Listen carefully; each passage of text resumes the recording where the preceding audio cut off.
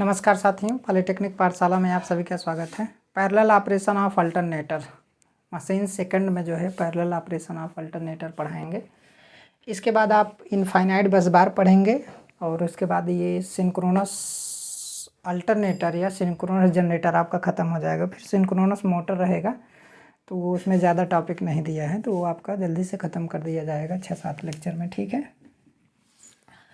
अब यहाँ पे क्या है, सबसे पहले condition of parallel operation, condition पढ़ेंगे। पहले क्या पढ़ेंगे? Condition. Condition of parallel operation, condition of parallel operation. ठीक है, सबसे पहला कंडीशन है, देखिए एक बस बार होगा, मतलब पैरेलल ऑपरेशन होता क्या है,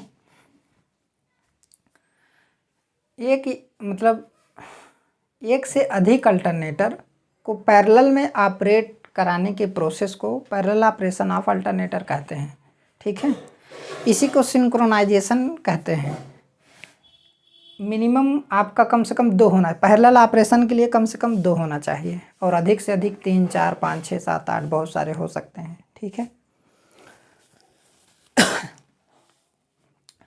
तो पैरेलल ऑपरेशन ऑफ अल्टरनेटर मतलब एक से अधिक अल्टरनेटर को पैरेलल में चलाने के प्रोसेस को ही हम क्या बोलते हैं? पैरेलल ऑपरेशन कहते हैं। ठीक है, तो सबसे पहले कंडीशन पढ़ेंगे। तो कंडीशन क्या होती है? एक तो मान लीजिए अल्टरनेटर हमारा क्या हो रहा है, चल रहा है, जैसे हमारे बस बार है, जैसे एक फिगर बना के मैं आपको समझा दे रहा हूँ। जैसे हमारा आर है, वाई है, बी है। ठीक है, ये बस बार है, इसे क्या बोलते हैं? बस बार। बस बार के बारे में भी आगे पढ़ाएंगे आपको। जैसे एक अल्टरनेटर है हमारा, तो एक अल्टरनेटर में 3 टर्मिनल होगा, तो ये हमारा अल्टरनेटर ही है।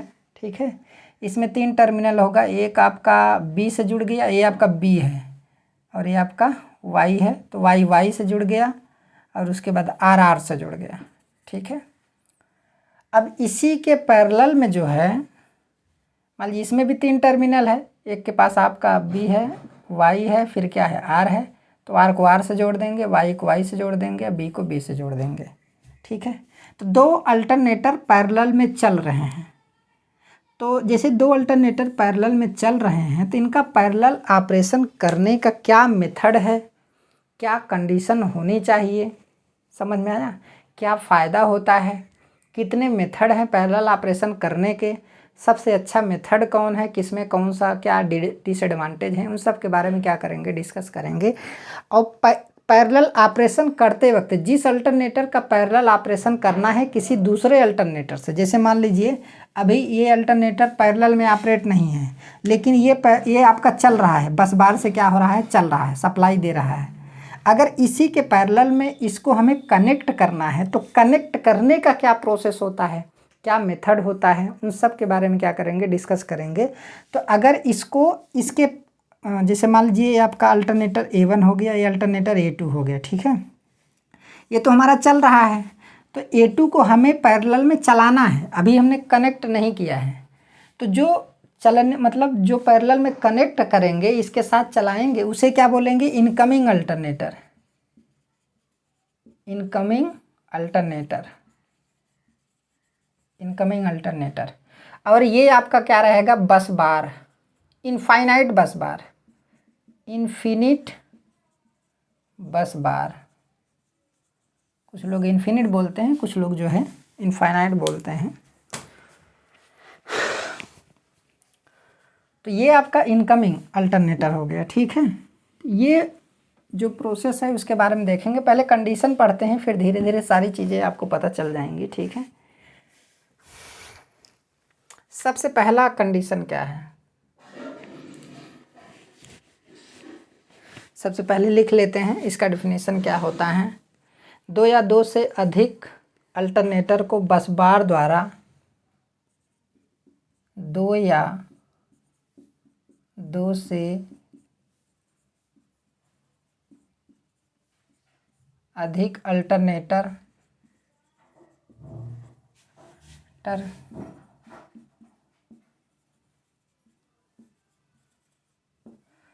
अल्टरनेटर को बस बार द्वारा 2 या 2 से अधिक अल्टरनेटर को बस बार द्वारा पैरेलल ऑपरेशन को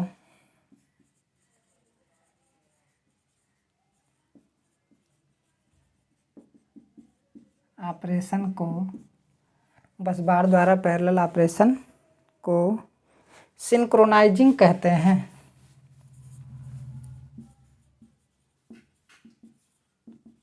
सिंक्रोनाइजिंग कहते हैं।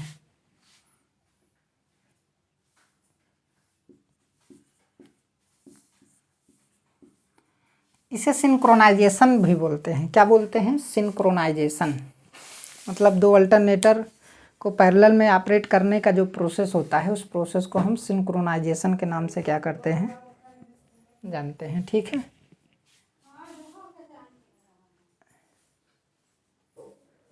हो गया।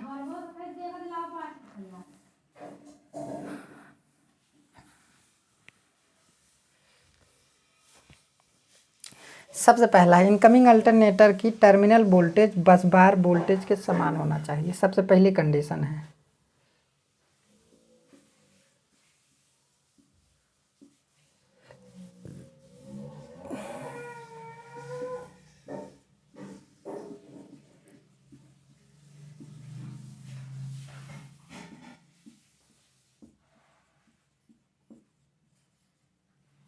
इनकमिंग अल्टरनेटर की बस बार वोल्टेज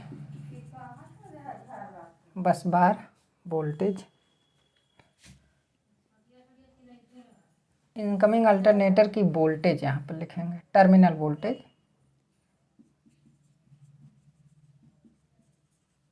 वोल्टेज बस बार इन्फिनिट बस बार, ऐसे लिखिए इन्फिनिट बस बार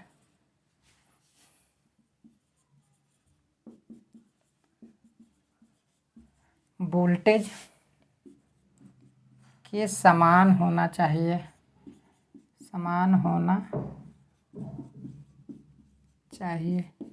ठीक है, ये पहली कंडीशन है। थोड़ा इंक डाल लेते हैं।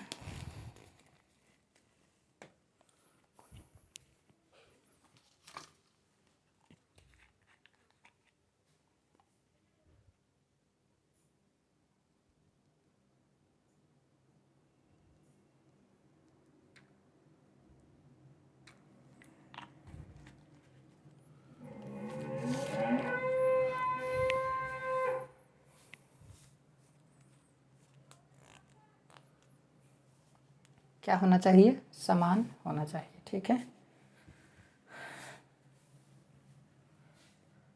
मतलब क्या है कि अल्टरनेटर का जो टर्मिनल वोल्टेज है वो जिस बस बार से जुड़ने वाला है उस बस बार वोल्टेज के क्या होना चाहिए? बराबर होना चाहिए। ठीक है, ये चीज़ है। इनकमिंग अल्टरनेटर की टर्मिनल वोल्टेज बस बार वोल्टेज के क्या होना चाहिए? समान होना चाहिए।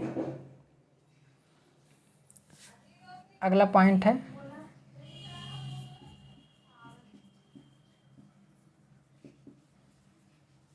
इनकमिंग अल्टरनेटर की फ्रीक्वेंसी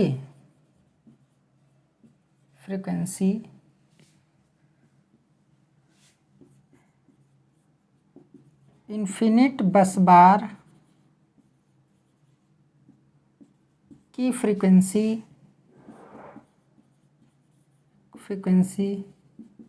के समान होना चाहिए।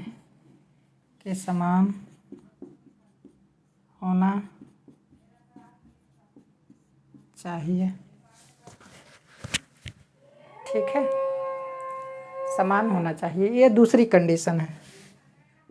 अब चौथी कंडीशन की अगर मैं बात करूं,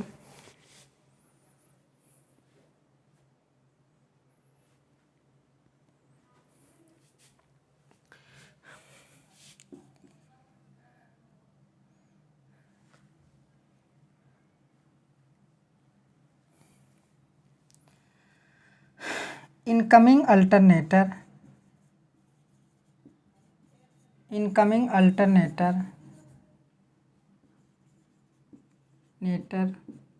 का फेज सीक्वेंस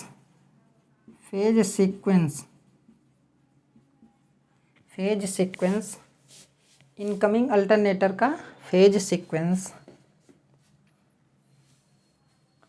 बस बार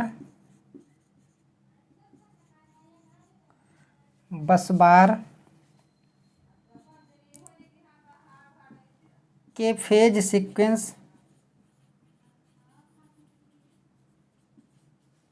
सीक्वेंस के समान होना चाहिए।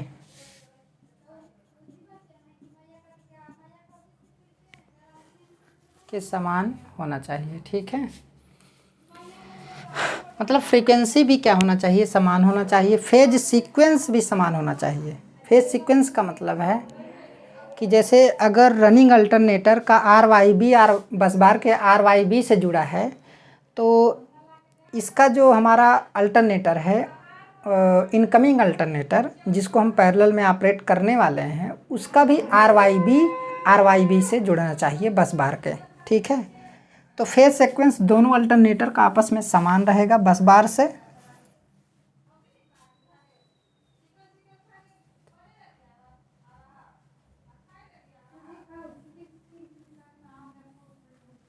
हो गया।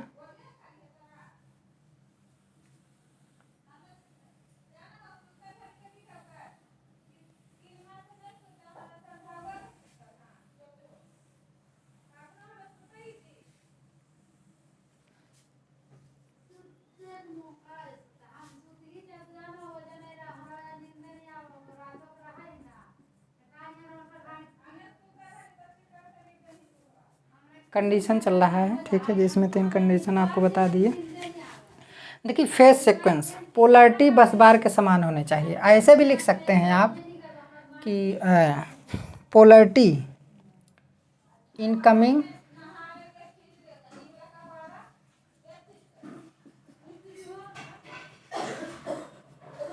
अल्टरनेटर की पोलैरिटी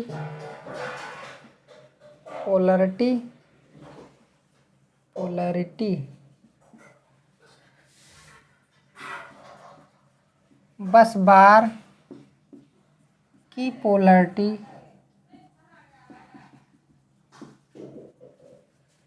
के समान होना चाहिए।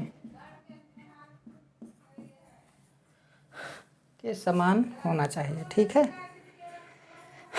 तो जैसे फेज सीक्वेंस भी हो गया, पोलैरिटी की बात की जाए ना, तो जब सिंगल फेज अल्टरनेटर का पैरेलल ऑपरेशन हो रहा है तो वहाँ पर आप पोलैरिटी की बात करेंगे, तो वहाँ पर एक फेज होगा और एक आपका क्या होगा, न्यूट्रल होगा। ठीक है, या फिर आप 2 फेज कह सकते हैं या फिर फेज न्यूट्रल कह सकते हैं। तो वहाँ पर क्या होगा, अल्टरनेटर का एक टर्मिनल बस बार के एक टर्मिनल से जुड़ेगा, अल्टरनेटर का दूसरे से जुड़ेगा। ठीक है, तो जो इनकमिंग वाला है ठीक उसी प्रकार उसका भी जुड़ेगा। अगर इसका पहला सिरा जो है, ये एक अल्टरनेटर का पहला सिरा, जैसे मान लीजिए हमारा क्या है, बस बार है, तो जैसे जब एक फेज की बात आती है ना, तो वहाँ पर पोलैरिटी की बात की जाती है। जब 3 फेज होगा तो वहाँ पर जो है आपका फेज सीक्वेंस की बात की जाती है। ये हमारा क्या हो गया, मान लीजिए इसमें 2 टर्मिनल हैं, ये मान लीजिए आपका ऊपर वाले से हमने इसको क्या कर दिया, इसका पहला ये दूसरा है, तो पहला हम पहले इससे जोड़ दिए और इसका दूसरा जो है इससे जोड़ दिए। ठीक है, तो ठीक अगला आने वाला जो अल्टरनेटर है इसमें भी तो 2 टर्मिनल है, तो इसका पहला है दूसरा, तो पहला वाला हम किससे जोड़ेंगे, पहले से, दूसरा वाला दूसरे से, तब जाके पोलैरिटी क्या होगी, दोनों की समान होगी। अब देखिए, अगर ऐसा कर देंगे, मान लीजिए ऐसा है, ये वाला इससे जोड़ दें, ये वाला इससे जोड़ दें, तब गलत हो जाएगा। ठीक है, तब पोलैरिटी असमान है। तो ऐसी कंडीशन में जो है डेड शॉर्ट सर्किट होने का चांस रहता है, जो आगे आपको बताएंगे। ठीक है, या फिर सर्कुलेटिंग करंट फ्लो होने का चांस रहता है। बहुत सारी प्रॉब्लम्स होती हैं, उसके बारे में आगे डिस्कस करेंगे। जब पैरेलल ऑपरेशन होने के बाद जो है एक्साइटेशन अगर चेंज किया जाए, उसकी स्पीड चेंज किया जाए, टॉर्क वगैरह चेंज किया जाए, तो क्या प्रभाव पड़ता है पैरेलल ऑपरेशन की कंडीशन में, तो उन सारी चीज़ों के बारे में हम क्या करेंगे, पढ़ेंगे। ठीक है, तो ये हो गया। वोल्टेज वेव बस बार के वोल्टेज वेव के समान होना चाहिए।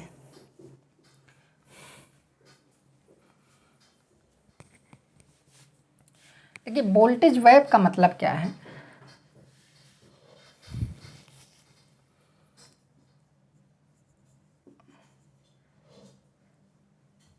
इनकमिंग अल्टरनेटर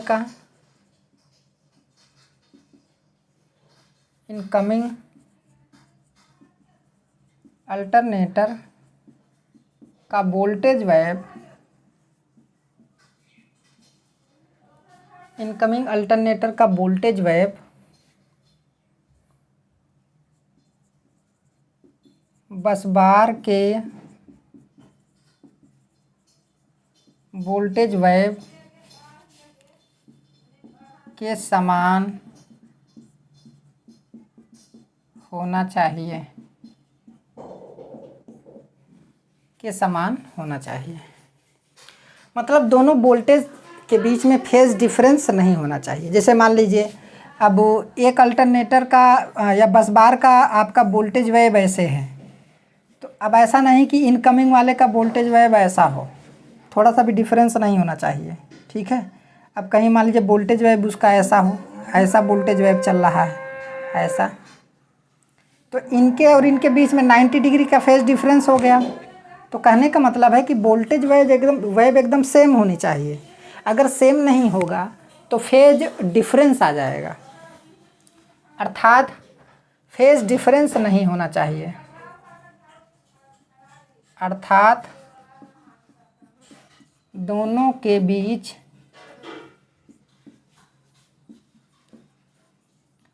फेज डिफरेंस नहीं होना चाहिए,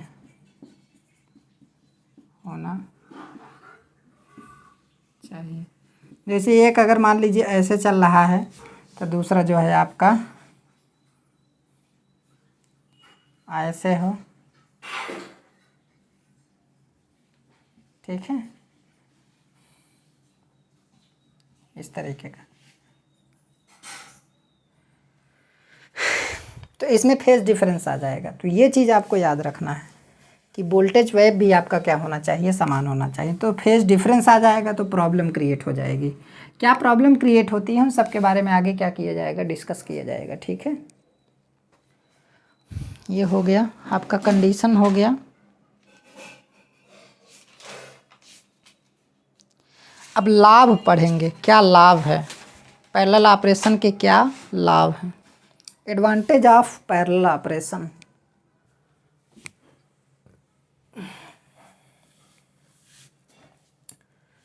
advantage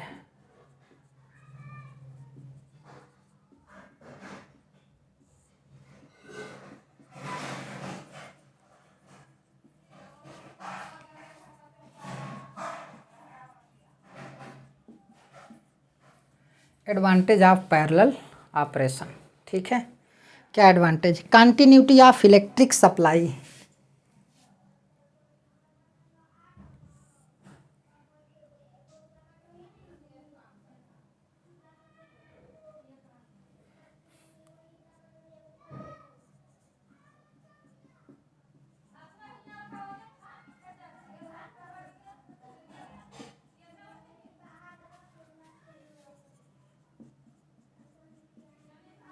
continuity of electric supply. सबसे पहला एडवांटेज है कि इलेक्ट्रिक सप्लाई की कंटिन्यूटी बनी रहेगी। मतलब जैसे कोई बड़ा कंज्यूमर या छोटा कंज्यूमर उस सप्लाई की डिमांड किया है कि इतना किलोवाट या इतना मेगावाट या इतना किलोवाट पावर हमें चाहिए और इतने समय चाहिए, समझ में आया, या 24 घंटे चाहिए, तो उसे 24 घंटा बिजली लगातार क्या करता रहेगा, वो प्रोवाइड करता रहेगा।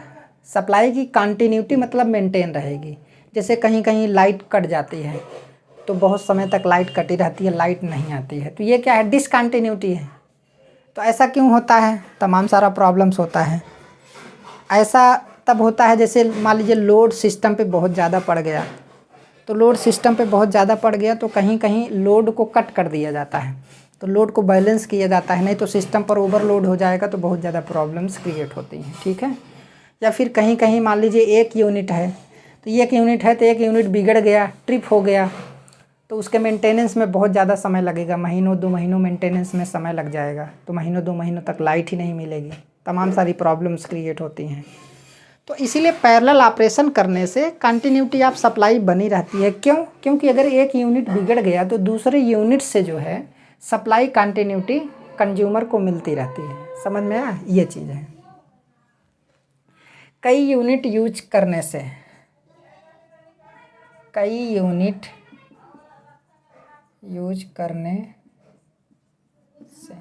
ठीक है।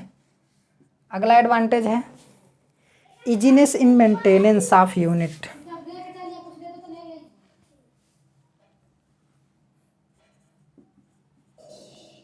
इजीनेस ऑफ मेंटेनेंस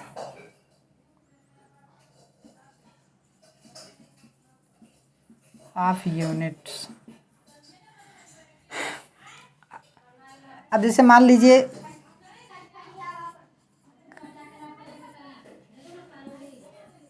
कई सारे अल्टरनेटर हैं, जैसे ये वाला अल्टरनेटर बस बार से जुड़ा है, ऐसे बस बार से जुड़े हैं, सिंगल लाइन के तौर पे बता रहे हैं कि मान लीजिए अभी 2 यूनिट हमारा क्या हो रहा है, चल रहा है। समझ में आया? 2 यूनिट चल रहा है तो इसमें से कोई एक यूनिट बिगड़ गया तो इस वाले यूनिट को हम क्या कर देंगे, चालू कर देंगे। ये वाला बिगड़ गया तो इस वाले यूनिट को चालू कर देंगे। समझ में आया? अब जब ये वाला बिगड़ जाएगा तब तक ये वाला सही हो जाएगा तो इस वाले को चालू कर देंगे।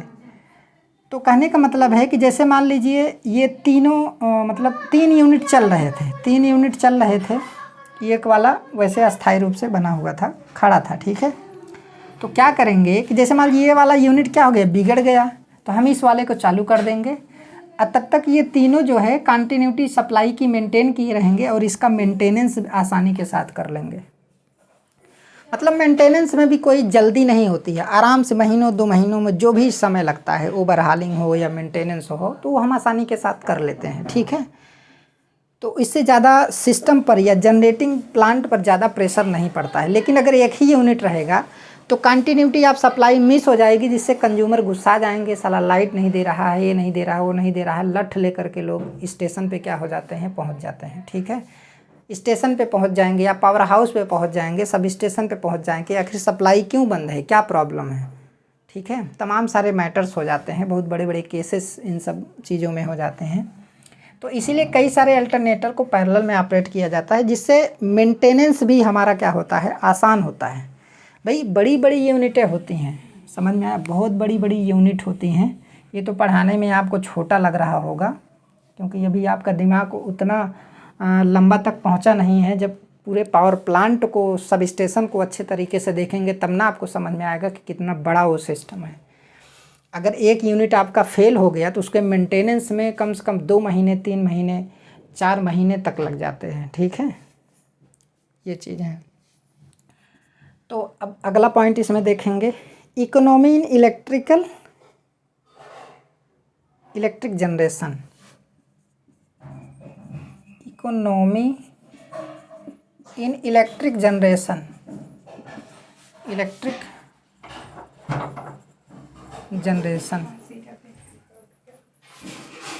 इकोनॉमी इन इलेक्ट्रिक जनरेशन मतलब एक यूनिट बिजली को जनरेट करने का जो पैसा होगा वो क्या होगा, कम होगा। मतलब इकोनॉमिकल बिजली का जनरेशन होगा। ठीक है।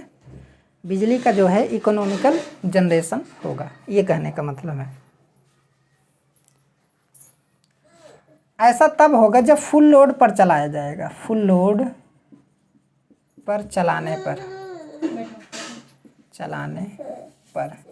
फुल लोड पे चलाने पर क्या होता है, लोड फैक्टर क्या होता है, ज़्यादा होता है। और लोड फैक्टर ज़्यादा होने से क्या होता है कि बिजली जो है सस्ती पैदा की जाती है। ऐसे कई सारे कारण हैं जो यूटिलाइजेशन जब आदमी पढ़ता है तो उसमें आपको क्या किया जाता है, बताया जाता है। ठीक है।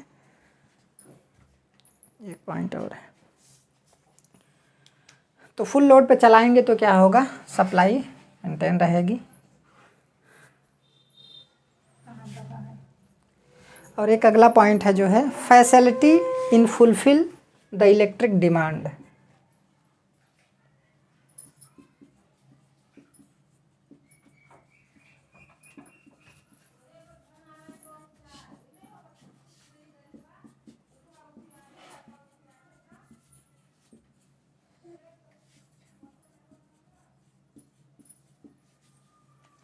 Facility in fulfil the electric demand. समझ में आया? जैसे मान लीजिए कोई बहुत बड़ी कंपनी आ गई, उस कंपनी का जो मतलब उसको चाहिए कि उस कंपनी में 10 मेगावाट की बिजली चाहिए उसे पर डे, और वो कह देगा कि अगर हमें 13 घंटा चाहिए, 14 घंटा चाहिए, तो एक उसका अपना टाइम देगा, इतने इतने समय चाहिए, तो उसको लगातार वो सप्लाई क्या होती रहेगी, मिलती रहेगी, वो फैसिलिटी प्रोवाइड करेगा। समझ में आया? डिमांड के अनुसार, इलेक्ट्रिक डिमांड के अनुसार वो फैसिलिटी क्या करेगा, प्रोवाइड करेगा। लेकिन ऐसा तभी हो पाएगा जब कई सारे अल्टरनेटर पैरेलल में क्या करेंगे, ऑपरेट करेंगे। मतलब जब अल्टरनेटर को पैरेलल में ऑपरेट कराया जाएगा तभी ऐसा हो पाएगा। समझ में आया? तो ये मेन एडवांटेज हैं और मेन कंडीशंस हमने आपको बता दी। अब टाइप्स आप बताएंगे, फिर पैरेलल ऑपरेशन बताएंगे, फिर अगला जो टॉपिक होगा उसको बताएंगे। तो आज का क्लास यहीं तक, धन्यवाद।